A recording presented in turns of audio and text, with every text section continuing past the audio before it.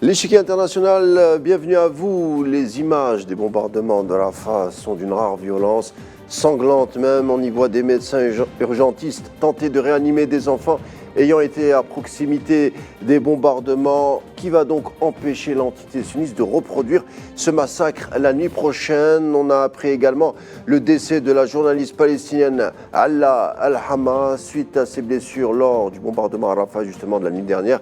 Toute sa famille également a été tuée. En tout, on déplorerait 150 civils palestiniens, bilan encore provisoire, essentiellement des femmes et des enfants qui auraient perdu la vie. Fait aggravant, même si le terme... je parle d'aggravant, même si le terme est depuis longtemps frappé de caducité avec l'entité sioniste, et que certains bombardements ont eu lieu au sein des zones dites sécurisées, c'est-à-dire des campements des Palestiniens, malgré les restrictions d'Amnesty, les restrictions, Amnesty International a mené une enquête sur 4 bombardements sur 50 qu'a mené l'entité sioniste depuis 2-3 jours. Cette nuit, résultat, 4 immeubles résidentiels détruits, 95 civils tués, dont 42 enfants. Conclusion, ces immeubles ne peuvent en aucun cas être des cibles militaires. Comment arrêter donc le superlatif de la destruction? Est-ce que le silence de la communauté internationale ne la rendra pas stricto sensu une complice de ces bombardements? On essaiera d'y répondre durant les prochaines minutes. A tout de suite.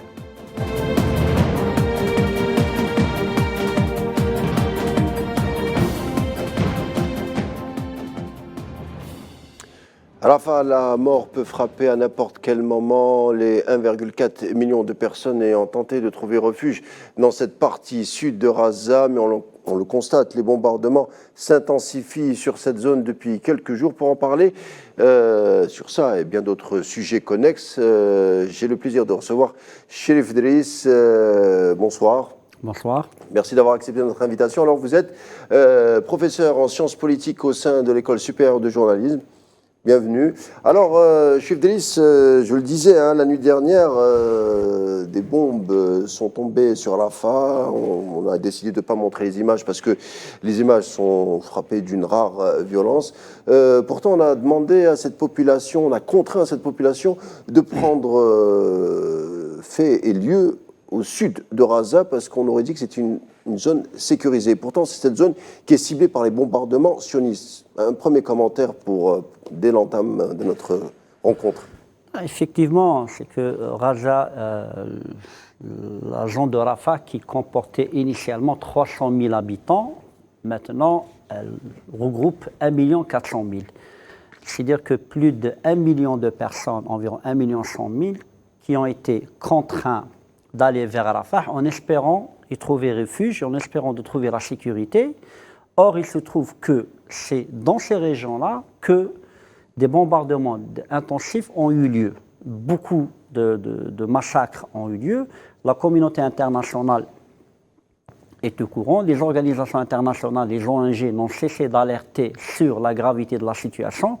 Sur le plan militaire, avec les massacres qui sont perpétrés quotidiennement. Sur le plan humanitaire, avec le tarissement des aides, et surtout du côté du zone de transit de Rafah.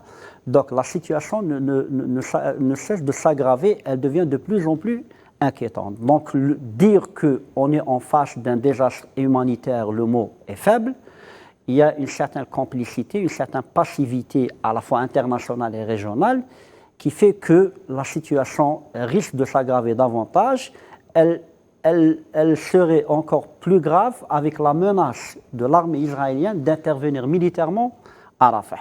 Alors c'est la grande question, est-ce que, on va y venir bien entendu, j'avais envie de vous la poser tout de suite, mais avant, j'avais envie de vous poser aussi cette question, est-ce qu'il y a une exception sioniste au sein de l'échiquier international? Parce que si on résume la situation, alors l'armée sioniste a déplacé une population civile non loin de la frontière égyptienne. On empêche l'aide humanitaire de passer, on bombarde en pleine nuit, même des hôpitaux, des zones résidentielles, on l'a dit. La famine est devenue une menace concrète. Alors, ces images sont mondialisées. Est-ce que selon vous, il y a une exception sioniste ? En fait, les Israéliens, le gouvernement israélien jouit d'une certaine impunité.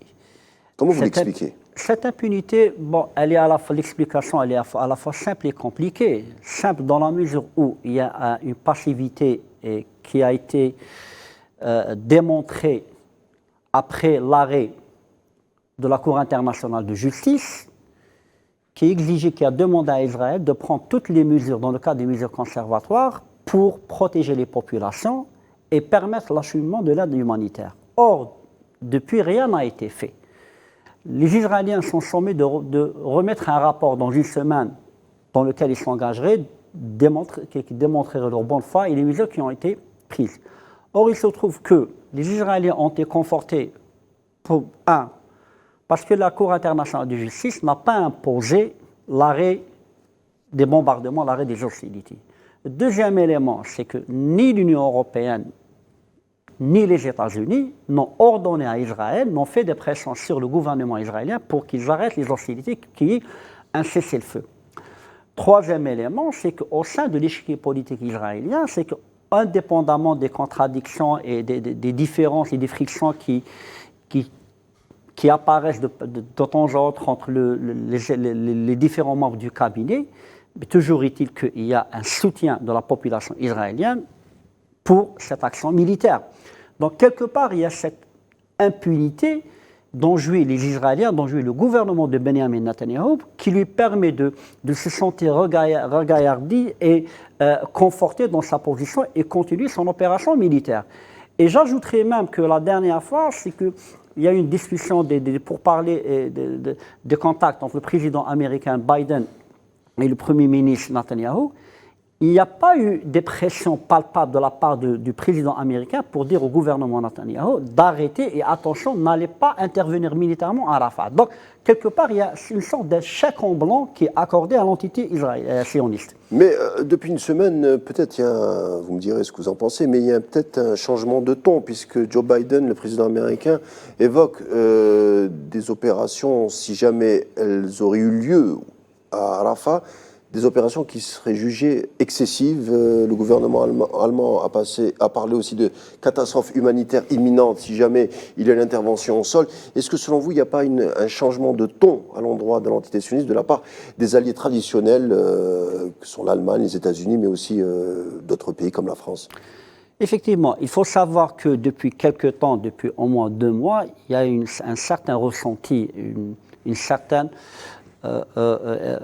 comment l'expliquer, des voix, un mécontentement et des voix qui commencent à se faire entendre de la part des gouvernements occidentaux pour dire que ce qui se passe, l'entreprise militaire israélienne, c'est une entreprise génocidaire.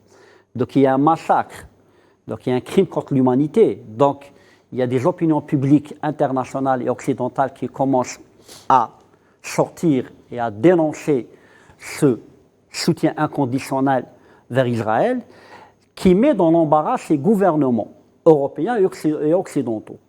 Ce qui explique la raison qu'il y a une montée en créneau de la part de ces gouvernements pour critiquer l'action des Israéliens, mais on est dans le déclaratif. C'est-à-dire qu'on critique, mais on ne fait pas de pression. L'administration américaine en premier lieu, Joe Biden, il y a des élections présidentielles qui s'annoncent en novembre, dans 10 mois. Donc la critique pour l'administration américaine, c'est que cet enlisement dans la guerre, ce soutien inconditionnel à Israël, cette relation anormale avec Israël, risque de coûter cher à l'administration américaine, l'administration Biden. Ce qui explique qu'il y a des critiques, il y a des reproches. C'est le service minimum, selon vous. C'est le service minimum. On est dans le déclaratif, on est dans les déclarations. Mais dans les faits, il n'y a pas de pression palpable et tangible. Jusqu'à présent, il y a eu... Pas plus tard, il y a 48 heures ou 24 heures, il y a eu une communication téléphonique entre l'administration, entre le président Biden et Netanyahou.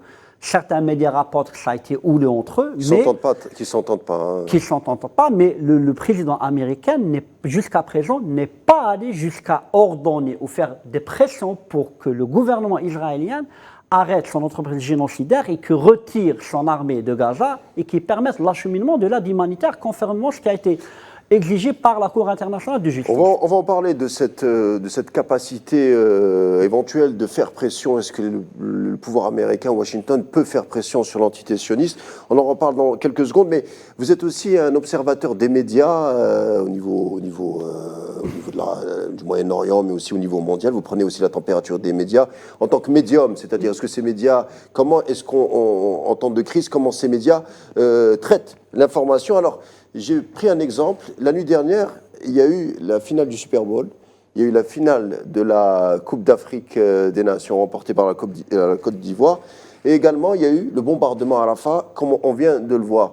Ça nous résume un peu un monde, j'ai envie de dire, je vais oser, mais un peu schizophrénique. C'est-à-dire, d'un côté, il y a des gens en liesse, et puis d'un autre côté, il y a une population qui est livrée au génocide. En fait, les médias, généralement dans les guerres et des conflits, il y a la guerre des images. Il y a la guerre des images, mais aussi la guerre des récits. Peut-être que le temps on n'a pas assez de temps pour développer davantage cette mécanique de la construction d'un récit, de la production d'un récit de la part des médias et son évolution depuis le 7 octobre jusqu'à présent. Ce qu'on pourrait dire généralement, c'est que, il y a une évolution du récit par rapport à cette guerre qui a eu lieu maintenant à Gaza, cette entreprise génocidaire. On a senti quelque part, et cela est dû au fait qu'il y a un petit peu la montée de l'opinion publique internationale, l'horreur qui sont montrées dans des images, notamment par certaines chaînes, dont Al Jazeera, qui a montré vraiment l'horreur de Gaza, l'horreur en temps réel. Il y a aussi les réseaux sociaux qui ont amené certains médias occidentaux à revoir un petit peu leur angle d'attaque, la façon de traiter. Donc, on est allé du tropisme israélien, on est tous israéliens, l'effet 7 octobre. Cet effet 7 octobre commençait à s'estomper un petit peu. À cause de l'opinion, à cause de la rue, à cause de la mobilisation? Il y a la rue, il y a aussi l'horreur de l'image et l'horreur de l'entreprise génocidaire d'Israël. À savoir que les images ont montré qu'on n'est pas dans une action proportionnée, mais une action plus que disproportionnée. On n'est pas dans une opération militaire, on n'est pas dans un crime de guerre, on est dans une entreprise génocidaire. Donc cela a amené l'opinion publique à sortir dans les rues, à s'exprimer, et certains médias à relativiser. Deuxième observation qui est très importante, vous avez évoqué la finale de la Coupe d'Afrique et le Super Bowl. Certains médias ont contribué, si vous voulez, à une sorte de banalisation de ce qui se passe à Gaza. C'est exactement là où je voulais en venir. Montrer des images comme ça, il n'y a pas une espèce de saturation, montrer des morts, montrer des enfants tous les jours, ça nous rend un peu, de manière un peu insensible. On banalise un peu, alors qu'il s'agit vraiment d'un génocide. Tout à fait, c'est-à-dire qu'il y a une sorte de saturation. À un certain moment, quand on voit, par exemple, dans certains plateaux occidentaux, quand on parle, et ça a été fait de façon délibérée, la manière dont le 7 octobre a été narré, la manière dont l'intervention militaire israélienne a été narrée, laisse entendre qu'il y a une certaine volonté un petit peu de sublimer un petit peu l'action militaire et de banaliser les morts à Gaza. On est allé dans un traitement médiatique ad nauseam de ce qui se passe à Gaza, de montrer toujours, de pointer le doigt le Hamas qui est le responsable, et de dire finalement, on est dans le décompte. Les Gazaouis sont devenus, si vous voulez, des nombres. Le nombre de morts, on est allé, aujourd'hui, il y a eu 150. Demain, le jour d'après, il y a eu 200. Donc, on est tombé 30 000 morts, 7 000 enfants, 6 000 c'est-à-dire, en fait, on a, si vous voulez, essayé de dépouiller cette affaire de son aspect humanitaire, la réduire uniquement à une question de décompte de morts, à une question de c'est malheureux ce qui se passe pour les Gazaouis, c'est malheureux, mais n'oubliez pas qui est le responsable. Donc ça a été ce récit qui a été fait un petit peu de mettre sur le même pied d'égalité le colonisateur et le colonisé, les Palestiniens. C'est lui qui a contribué un petit peu à cette sorte de banalisation. Et notamment, quand il s'agit, on est dans une logique de nombre. C'est-à-dire qu'on ne parle plus de Palestiniens, on parle de Gazaouis. On a sorti les Palestiniens de Gaza, de la communauté palestinienne, on les a réduits comme une population à part. Et de deux, on les a réduits à une sorte de chiffre. Il y a eu 30 000, il y a eu 25 000, il y a eu 10 000. Cette nuit, il y a eu 200 personnes, 300 personnes. Donc les gens, un petit peu de manière subliminale, ils se sont mis à s'approprier, à intérioriser ce récit de faire en fin de compte, il s'agit d'une guerre de noms plus d'une guerre avec une dimension humanitaire. Avec des vies Tout à fait. sacrées, tout ça. Alors, venons-en maintenant à notre sujet. L'Égypte, l'armée égyptienne mobilise depuis 48 heures des dizaines de chars et véhicules blindés et transporte de systèmes de défense antiaériens à la frontière avec Rafah. Est-ce que, selon vous, il s'agit d'une ligne de front ? Alors, pour la question de Rafah et les menaces israéliennes et les craintes égyptiennes, effectivement, la question de Rafah et notamment le passage de Philadelphie qui est géré par les deux parties, elle pourrait constituer un tournant si opération militaire il y a. Dans la mesure où s'il y a une opération militaire, cela équivaudrait à ce que les Israéliens ont franchi un pas très important, à savoir aller aux frontières de l'Égypte. Ils l'ont dit, les Égyptiens. Ils ont même menacé de revenir sur le traité de paix de 1973. Sachant que le traité de 1977 de Camp David, il y a des dispositions dans lesquelles il délimite le nombre de militaires qui doivent être positionnés à Rafah, 2 colonnes ou 2 divisions. Donc là, on part de la part des Israéliens quand il s'agit d'intervenir à Rafah. C'est plus ce qui est exigé dans les accords de Camp David. Donc, il y a l'aspect militaire qui est très important. Cela constituerait un tournant fondamental dans l'opération militaire, ou plutôt dans l'entreprise génocidaire d'Israël dans la région, pour plusieurs raisons. La première, c'est qu'il y a 1 400 000. Un bombardement dans une zone où il y a 1 400 000 fera plus de dégâts, plus de victimes qu'un bombardement dans une zone où il y a 100 000 ou 150 000. Ça, c'est un élément très important. Deuxième élément qui est très important, cela prouverait que Israël, elle est confortée et qu'elle est prête à aller plus loin, à savoir faire de Gaza une zone dépeuplée, une zone, si vous voulez, où il n'y a plus de raisons d'espérer, il n'y a plus de raisons que les gens espéraient de vivre, il n'y a plus de raisons où les gens peuvent se sentir en sécurité. En d'autres termes, pousser les Palestiniens de Gaza à fuir vers l'Égypte. Et c'est là où met l'Égypte dans une position très inconfortable et très compliquée. Entre empêcher les populations de Gaza qui sont amassées à Rafah à entrer en Égypte avec tout ce que cela implique, ou ouvrir la porte, les frontières, et accueillir plus d'1 400 000 Gazaouis en Égypte, avec tout ce que cela implique, et notamment, ça serait comme une victoire. Ça serait une Nakba 2, finalement. Vous êtes en train de décrire une Nakba 2, c'est exactement ce qui s'est passé en 1948 avec le massacre de Dar Yassin. Tout à fait, sauf que Nakba 1 de Dar Yassin en 1948 et la Nakba 2, la Nakba 2 actuellement, c'est qu'on est dans une conjoncture internationale, dans une conjoncture régionale très différente. Où Israël est dans une position d'acteur qui joue d'une impunité et qui peut lui-même redessiner les cartes, ce qu'on appelle les frontières du Moyen-Orient, notamment les frontières avec ses pays voisins.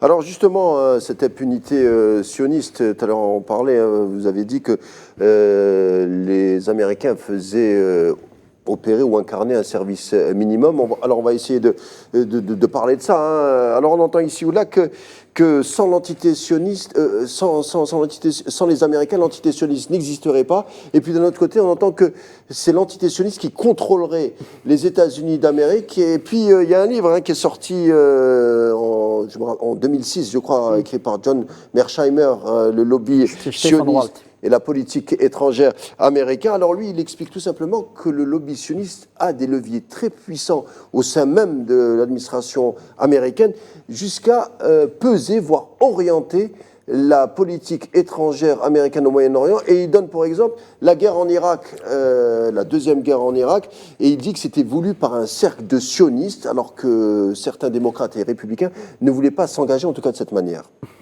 En fait, qui contrôle qui? C'est ça la question. Oui, tout à fait. C'est la question l'éternelle question qui est posée et à laquelle les réponses ne sont pas seulement Qu'est-ce que vous en pensez, vous, personnellement? En fait, ce qui a été écrit par John Mearsheimer et Stephen Walt, qui ont écrit le livre « La politique étrangère américaine, le lobby pro-sioniste », certains l'ont dit avant eux.